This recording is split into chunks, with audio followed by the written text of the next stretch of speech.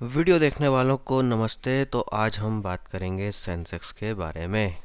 तो सेंसेक्स ने 50,000 का लेवल जो है वो छू लिया है। लोगों को लग रहा है कि अब ये बहुत ज़्यादा बढ़ चुका है, बबल वाली स्टेज में आ गया है। निफ्टी भी बहुत ज़्यादा बढ़ चुका है, स्टॉक्स भी काफ़ी बड़ी तेज़ी दिखा चुके हैं। तो क्या अब डरने की ज़रूरत है? बाज़ार महंगा हो गया, पैसा निकाल लेने की ज़रूरत है? इस सब को हम समझने की कोशिश करेंगे। तो पहले समझें कि ये बाज़ार इतना ऊपर है तो क्यों है, क्योंकि इस समय तो इकोनॉमी इतनी अच्छी नहीं चल रही है। अगर हम अपने देश की बात करें तो लगभग जो इस साल की जो हमारी ग्रोथ होगी, जीडीपी ग्रोथ, वो -7% समथिंग होगी। तो इसके बावजूद भी बाज़ार क्यों आगे बढ़ रहा है, वो क्वेश्चन मार्क वाली चीज़ हो जाती है। तो एक तो हमें ये समझने की ज़रूरत है कि बाज़ार हमेशा 6 महीने साल भर आगे चलता है। बाजार ये नहीं देखता कि इस समय क्या बुरा है। बाजार ये देखता है कि इस समय जो बुरा है क्या आगे इससे अच्छा होगा। अगर बाजार को लगता है कि आगे इससे अच्छा ही होगा तो बाजार में तेजी पहले ही शुरू हो जाएगी, बाजार इस चीज़ का इंतज़ार नहीं करेगा। वैसे ही बाजार अगर बहुत ऊपर है और बाजार को ऐसा लगता है कि अब आगे ग्रोथ नहीं होगी, चीज़ें ख़राब हो सकती है, तो मार्केट पहले ही गिरने लगेगा। तो आपको अगर बाज़ार को समझना है तो ज़रा 6 महीने, साल भर, 2 साल आगे का सोचना पड़ेगा, तभी आप समझ पाएंगे। प्रेजेंट से चीज़ों को अगर आप इक्वेट करेंगे तो आपको अच्छे रिजल्ट नहीं मिलेंगे। तो अभी की तेज़ी का जो मेजर रीज़न है, जो बड़ी स्पीड से तेज़ी हुई है, उसका मेजर रीज़न है कि इस समय जो ब्याज दरें हैं वो लगभग ज़ीरो पे चल रही हैं। अमेरिका में चल रही हैं, यूरोप में चल रही हैं, लगभग ज़ीरो पे, ऑलमोस्ट ज़ीरो पे। तो इसका मतलब क्या है कि आपको फ्री में पैसा मिल रहा है। साथ में कोरोना के नाम पे बड़े बड़े रिलीफ पैकेज अनाउंस हुए हैं। जैसे हम अमेरिका की बात करें तो फ्री में लोगों को पैसा बांटा गया है। अभी ट्रम्प साहब $600 वीकली देने का की बात कर गए हैं, दे भी चुके हैं। अभी जो बाइडेन आए हैं वो कह रहे हैं कि हम $1400 जो है सबको मुफ्त में बांटेंगे। तो देखिए, जब इस तरह से चीज़ें होती हैं, पैसा बढ़ता है, तो क्या होता है कि ये पैसा अल्टीमेटली शेयर बाज़ार में ही आ जाता है। होता क्या है कि या तो पब्लिक उस पैसे से कुछ खरीदेगी खरीदेगी तो वो पैसा भी किसी कंपनी की जेब में चला जाता है, तो अल्टीमेटली बाजार में रिफ्लेक्ट होने लगता है। और जो है ज़ीरो जब इंटरेस्ट रेट के करीब होता है तो कंपनियां जो है बड़ा बड़ा इन्वेस्टमेंट कर सकती हैं, बड़ा पैसा लगा सकती हैं, लोग प्रॉपर्टी खरीद सकते हैं, कारें खरीद सकते हैं सस्ते भाव में। तो हर चीज़ अल्टीमेटली जो है आती कहाँ पे, शेयर बाज़ार में ही रिफ्लेक्ट होना शुरू हो जाती है। तो अभी जो रीज़न यही है कि हम जो है बहुत लो इंटरेस्ट रेट पर चल रहे हैं। अमेरिका में भी, जापान में भी, इंग्लैंड में भी और कई सारे देशों में भी जो है यही स्थिति है। और अपने देश की भी बात करें तो हमारे देश में भी इंटरेस्ट रेट जो है ऑलमोस्ट ऑल टाइम लो के करीब चल रहे हैं। तो अभी अगर हम मनी सप्लाई को देखें तो इस कम इंटरेस्ट रेट के कारण मनी सप्लाई कितनी बढ़ गई है वो देखिए। तो देखिए, पहले हम कहाँ होते थे, यहाँ पे होते थे। फिर कोरोना आता है, तमाम तरह के रिलीफ पैकेज की घोषणा होती है, इंटरेस्ट रेट ज़ीरो हो जाते हैं, और उसके बाद देखिए अब हम कहाँ हो गए हैं। तो इतनी खतरनाक लिक्विडिटी जो है दुनिया भर के बाज़ारों में है। तो पैसा छापा जा रहा है और बांटा जा रहा है। हमारे देश में नहीं हो रहा है लेकिन बाकी देशों में हो रहा है। तो बाकी देश के जो लोग हैं वो पैसा अपने म्यूचुअल फंड मैनेजर या fund manager, hedge fund manager, उन सबको देते हैं। वो जाके फिर हमारे देश में भी आके वो पैसा लगा देते हैं, जिनको हम एफआईआई बोलते हैं। तो ये पैसा हमारे देश पे भी आ रहा है कि बहुत बड़ा जो है मनी फ्लो यहाँ पे चल रहा है। और ये मनी फ्लो जो है मार्केट में अल्टीमेटली आ ही जाता है। तो वही चीज़ जो है हो रही है। अब ये कब तक चलेगा, क्वेश्चन मार्क ये भी होता है कि चलो अभी तो ठीक है लेकिन ये तेज़ी चलेगी तो कब तक चलेगी। तो इसके लिए हम ज़रा इतिहास पे चले जाते हैं, तो इतिहास से हम चीज़ों को बेहतर अच्छे से समझ सकते हैं।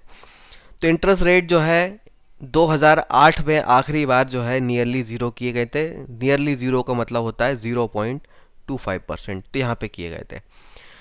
तो जब ये चीज़ हुई थी तो 2008 से तेज़ी की शुरुआत होती है। 2009, 10, 11, 12, 13 तक जो है बाज़ार लगातार ऊपर गया, नॉन स्टॉप बाज़ार ऊपर गया। तो ये एक पॉइंट नोट करने वाली है कि इंटरेस्ट रेट जब ज़ीरो हुए तो कंटिन्यूसली 4 साल जो है बाज़ार में तेज़ी चली। तो ये एक पॉइंट आप नोट कर लीजिए, इंपॉर्टेंट चीज़ है। अब यहाँ पे 2013 से बदलाव शुरू होने की घोषणा होती है, होता नहीं है, सिर्फ घोषणा होती है। तो 2013 के मिड में, यानी कि अप्रैल मई के आसपास, फेड जो है ये अनाउंस करता है कि अब चीज़ें नॉर्मल हो गई हैं। तो हम जो है ब्याज दरों को भी अब नॉर्मल करेंगे और इंटरेस्ट रेट बढ़ाना शुरू करेंगे। तो ये जब फेड का बयान आता है उसके बाद से बाज़ार में गिरावट शुरू हो जाती है और बाज़ार जो है इंडेक्स के लेवल पे दुनिया भर के जो बाज़ार है, यूएस के जो है, यूरोप के हैं, वो 20% करीब गिर जाते हैं। हमारे भी लगभग इसी के आसपास गिरते हैं। तो यहाँ नोट करने वाली बात एक और ये है कि इंटरेस्ट रेट घटाए नहीं थे लेकिन घटाएंगे ऐसा कह दिया था। तो बाज़ार हमेशा 6 महीने साल भर आगे चलता है, तो बाज़ार ने उस चीज़ का रिएक्शन पहले ही देना शुरू कर दिया। तो बाज़ार जो है 20% गिर जाता है जैसे ही जो है ये घोषणा फेड की तरफ से होती है। अब लेकिन जब एक्चुअल में इंटरेस्ट रेट बढ़ाना फेड शुरू करता है तो बाज़ार फिर ऊपर जाना शुरू कर देते हैं। तो यहाँ एक और बात नोट करने वाली है कि जब एक्चुअल में इंटरेस्ट रेट बढ़े तो बाज़ार नीचे नहीं गया, बाज़ार ऊपर और गया।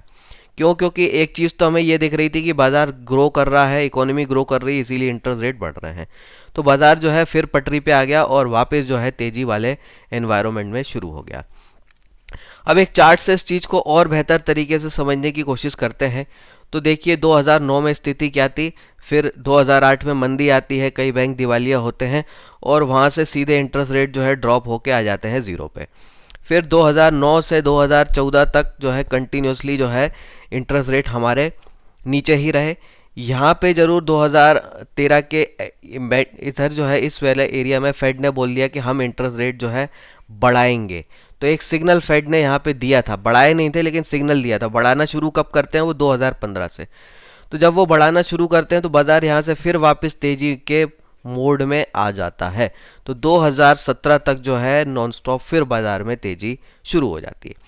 अब लेकिन यहाँ से चीज़ें बदलना शुरू हो जाती हैं 2017 के बाद से, जब ब्याज दरें जो है क्रॉस होती हैं 1% 1.25% के लेवल से। तो यहाँ से जो है चेंज शुरू हो जाता है। तो इधर से चेंज शुरू होता है, इसको हमें समझने की ज़रूरत है। अब यहाँ पे क्या चेंज होता है? चेंज ये होता है कि बाज़ार यहाँ पर भी ऊपर जा रहे थे। अगर हम इंडेक्स के लेवल पे बात करें तो बाज़ार यहाँ पे भी ऊपर जा रहे थे, लेकिन सेकुलर बुल मार्केट यहाँ पे ख़त्म हो गया था। सेकुलर बुल मार्केट का मतलब यह है कि सारे सेक्टर भाग रहे हों, सारे इंडाइसेस चल रहे हों, वो यहाँ पे नहीं हो रहा था। तो यहाँ पे क्या हो रहा था? यहाँ पे चल रही थी सेलेक्टिव तेज़ी। उसके बाद हमें ये समझना है कि यहाँ पे सेलेक्टिव तेज़ी जो है बाज़ार की शुरू हो गई थी कहाँ से? 2017 से 2019 के तक। और 19 के बाद से जो है बाज़ार जो है दुनिया भर के थोड़ा थोड़ा गिरना ही शुरू हो गए थे। और यहाँ पे भी अगर आप देखें तो यहाँ पे एक्चुअल में फेड ने इंटरेस्ट रेट घटाना शुरू कर दिए थे 2019 के बाद, लेकिन बाज़ार फिर भी गिर रहे थे। गिर इसलिए रहे थे क्योंकि बाज़ार एडवांस में चलते हैं और बाज़ार ये समझ रहे थे कि फेड इंटरेस्ट रेट इसलिए घटा रहा है क्योंकि अब इकोनॉमी स्लो डाउन मोड में आ रही है, रिसेशन आने वाला है, ये चीज़। तो आप देखिए बाज़ार कितने एडवांस होते हैं, 6 महीने साल भर पहले ही जो है उनका रिएक्शन शुरू हो जाता है। प्रेजेंट से चीज़ों को, बाज़ार को रिलेट हमें नहीं करना चाहिए। तो यहाँ पर हम क्या चीज़ समझ सकते हैं कि इंटरेस्ट रेट जब बढ़ाने की बात होती है तो बाज़ार करेक्ट हो जाता है, लेकिन एक्चुअल जब बढ़ते हैं तो बाज़ार गिरता नहीं है, बाज़ार तेज़ी शुरू हो जाती है। और जब एक्चुअल में बाज़ार में 4-5 इंटरेस्ट रेट हाइक हो जाते हैं, उसके बाद क्या होता है? उसके बाद जो है बाज़ार में सेलेक्टिव तेज़ी होने लगती है कि आपका इंडेक्स तो ऊपर जा रहा होता है लेकिन हर सेक्टर ऊपर नहीं जा रहा होता है, हर स्टॉक ऊपर नहीं जा रहा होता है, वो वाली स्थिति जो है आने लगती है। तो यहाँ से हम इस चीज़ को क्लियरली समझ सकते हैं। अब एक और प्रश्न होता है कि जैसे 2008 वाले केस पर हम आते हैं तो 2013 तक तो कोई इंटरेस्ट रेट जो है बढ़ाए नहीं गए थे। ऑलमोस्ट 4 साल तो है जीरो पे ही चीज़ें रखी गई थी। तो यहाँ पे इंटरेस्ट रेट आगे क्या बढ़ाए जाएंगे? क्या जल्दी से इंक्रीज हो जाएगा या फिर वही 3-4 साल जो है फेड लेगा जैसे कि पहले किया था? तो हमें एक बात और समझनी है कि इंटरेस्ट रेट लंबे समय क्यों नीचे रखे जा रहे हैं। तो नीचे इसलिए रखे जा रहे हैं क्योंकि इस समय दुनिया जो है, स्पेशली डेवलप्ड नेशंस हैं, वो सेकुलर स्टैग्नेशन वाले दौर से गुजर रहे हैं। अब सेकुलर स्टैग्नेशन एक इकोनॉमिक टर्म है, इसका मतलब ये है कि सैचुरेटेड ग्रोथ वाली स्टेज पे आ गए हैं कि यहाँ से इकोनॉमी और ग्रो नहीं कर रही है। जीडीपी ग्रोथ आपकी 1% 2% की लाइन में रहती है, उससे ज़्यादा जो है चीज़ें नहीं हो रही। तो जब ऐसी स्थिति होती है तो ऐसी स्थिति में क्या किया जाता है? इंटरेस्ट रेट जो है वो लो ही रखे जाते हैं। लो इसीलिए रखे जाते हैं क्योंकि ग्रोथ उतनी हो नहीं रही है। तो ब्याज दर हम सस्ती रखेंगे तो सस्ते के कारण लोग घर खरीदें, गाड़ी खरीदें, तो कम से कम कुछ ग्रोथ तो होती रहे। इसलिए ऐसी स्थिति में इंटरेस्ट रेट जो है वो कम ही रखे जाते हैं। अब ऐसी स्थिति आती क्यों है, उसको अभी कारण हमें जानना चाहिए। तो एक कारण है स्लो प्रोडक्टिविटी, यानी कि कंपनियां जो हैं, लोग जो हैं अपनी प्रोडक्टिविटी को नहीं बढ़ा पा रहे हैं। दूसरा रीज़न होता है कि एजिंग पॉपुलेशन, कि आपकी देश की आबादी जो है उसमें बड़ा चेंज आ रहा है। आबादी भले ही बढ़ रही है पर यंग लोगों की आबादी कम हो रही है। तो यंग लोगों की आबादी कम होती है तो आपका कंजम्पशन कम हो जाता है, क्योंकि जो मेन कंज्यूमर होते हैं वो यंग लोग ही होते हैं। उन्हीं की इच्छा होती है कि भाई घर खरीदें, गाड़ी खरीदें, बंगला खरीदें, इधर घूमें वहाँ घूमें, ये उनकी इच्छा होती है। जो बुज़ुर्ग होते हैं उनकी ऐसी कोई इच्छा नहीं होती, तो वो मोह माया से परे हो जाते हैं। तो मोह माया वाले लोग जो है उसकी ज़रूरत होती है इकोनॉमी को। तो यहाँ पे मोह माया ख़त्म हो जाए तो वो इकोनॉमी के लिए ख़राब है। तो जैसे जापान है, एजिंग पॉपुलेशन वाली सिचुएशन से गुजर रहा है। यूरोप के काफ़ी देश जो है उसी लेवल पे आ रहे हैं, और अमेरिका में भी जो है यंग पॉपुलेशन का प्रोपोर्शन जो है वो कम हो रहा है। तो ये सारी चीज़ें जो होती हैं तो वो सेकुलर स्टैग्नेशन वाली चीज़ जो है इकोनॉमी में क्रिएट कर देते हैं। तो ऐसी स्थिति में क्या होता है कि महंगाई आपकी बढ़ती नहीं है, और महंगाई क्योंकि बढ़ नहीं रही है तो आप लंबे समय तक जो है इकोनॉमिक ग्रोथ को पुश करने के लिए इंटरेस्ट रेट जो है आप नीचे रख सकते हैं। तो ये चीज़ हो जाती है। तो डेवलप्ड देश जो है वो इन सारी चीज़ों से गुजर रहे हैं, सेकुलर स्टैग्नेशन वाली स्थिति से। तो वो जो है अपने यहाँ इंटरेस्ट रेट जो है लंबे समय तक नीचे रख सकते हैं, और उनको कोई भी टेंशन नहीं लेने की ज़रूरत होती है महंगाई की और फिस्कल डेफिसिट की, क्योंकि वो खुद ही नोट छाप लेते हैं और फिर और डेफिसिट बढ़ता है तो उसको पूरा करने के लिए फिर और नोट छाप लेते हैं। और वो ये काम इसलिए कर सकते हैं क्योंकि महंगाई है ही नहीं। हम ये काम नहीं कर सकते, India can not do that. हमारे यहाँ महंगाई बहुत बढ़ जाएगी, हम एक यंग पॉपुलेशन वाले देश हैं, तो वहाँ चीज़ें अलग है, हमारे यहाँ अलग है। लेकिन मनी फ्लो जो है उधर से इधर भी आ ही जाता है। तो अब फेड क्या सिग्नल दे रहा है उस पर आते हैं। कि अगर हम मैं कुछ मीडिया की खबरों को देखूं जो रिसेंटली, अब ये जैसे 14 जनवरी की खबर है 2021 की, तो फेड चेयरमैन कह रहे हैं कि अभी कोई हम इंटरेस्ट रेट हाइक नहीं करेंगे। दूसरी खबर अगर हम देखें ये CNBC की है, तो यहाँ पे ये खबर कह रही है कि 2022 तक तो हम कुछ नहीं करने वाले, 2022 तक हम ज़ीरो ही रखेंगे, ये यहाँ पे फेड कह रहा है। एक और खबर देखें तो यहाँ पे फेड के एक और जो है वो वो कह रहे हैं कि हम तो भैया 2023-24 तक भी इंटरेस्ट रेट नहीं बढ़ाने वाले हैं। तो ये देखिए वही सिग्नल हो रहा है जो 2008 में हुआ था कि हम जो है 3-4 साल जो है नहीं बढ़ाने वाले हैं। तो इसका मतलब क्या है कि इसका मतलब यही है कि बाज़ार में पैसे का फ्लो जारी रहेगा अगले 2-3 साल तक, क्योंकि ये क्लियर सिग्नल जो है हम यहाँ पे देख रहे हैं। और जब ये बढ़ाएंगे तो बढ़ाएंगे तुरंत नहीं, बढ़ाने के 1 साल पहले ही हमें वार्निंग दे देंगे, क्योंकि इनको भी टेंशन होती है कि दुनिया में अचानक उथल पुथल ना हो जाए। तो ये भी पहले हमें वार्निंग देंगे कम से कम 6 महीने पहले, 1 साल पहले, कि हम ऐसा कर सकते हैं भैया। तो उस वार्निंग को हमें समझना है, तो उसको भी आप नज़र रख सकते हैं। तो अब इन सारे एनालिसिस से हम क्या सीख सकते हैं उसको भी समझ लीजिए। अब तक जो हमने किया कि पहला ये हमने समझ लिया कि जब ब्याज दरें कम होती हैं तो क्या होता है, बाज़ार जो है अच्छा करता है, और ब्याज दरें जब ज़्यादा होती है तब भी बाज़ार जो है अच्छा करता है। जैसे हमने 2013-14 के पीरियड को देखा, 15 के पीरियड को देखा, 16 के जहाँ पे इंटरेस्ट रेट बढ़ रहे थे वहाँ पे भी अच्छा करता है।